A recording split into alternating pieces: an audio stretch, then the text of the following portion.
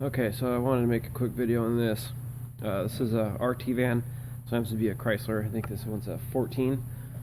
So this is the second time I've seen this. So the symptom is that the slide door, when it goes all the way back, it works. When it goes forward, it gets all the way to the forward position. Then when it goes to cinch in and lock itself in and pull itself in, it pops back open and runs itself back.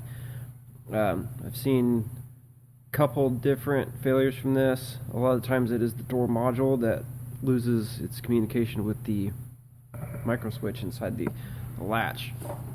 Now also, this is one of the dumbest repairs ever, because the latch assembly is an all-in-one encompassing unit and it's kind of a pain in the ass. You can see here I got the window stuck up. Now in the trainings they tell you to remove the door, which I can tell you from experience is much dumber than doing it this way. This is actually a lot easier.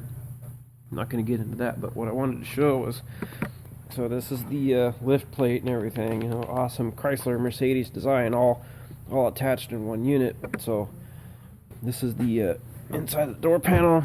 This piece goes inside the door, but so this is the latch and cinch motor, and this is the door lock actuator.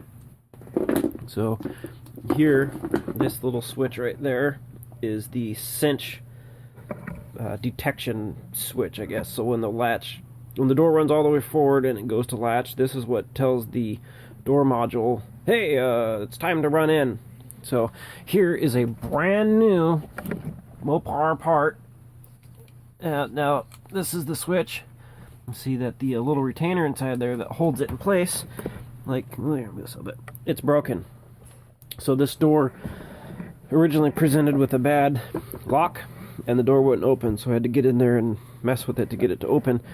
So then I put this new latch and everything in there because it's got 130,000 miles on it, and that's what they wanted to do. So put this all back together, which is a pain in the ass because the glass run channel, which is somewhere in here, attaches to this piece, and it all has to go in at the same time because it's freaking stupid.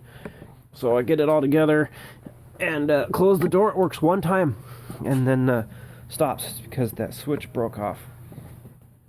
So yeah, I figured I'd just show you that real quick, because I wasn't able to find much information on this. Now there are some other videos out there, but that's probably what it is. It's probably that switch that's broken, because it's garbage.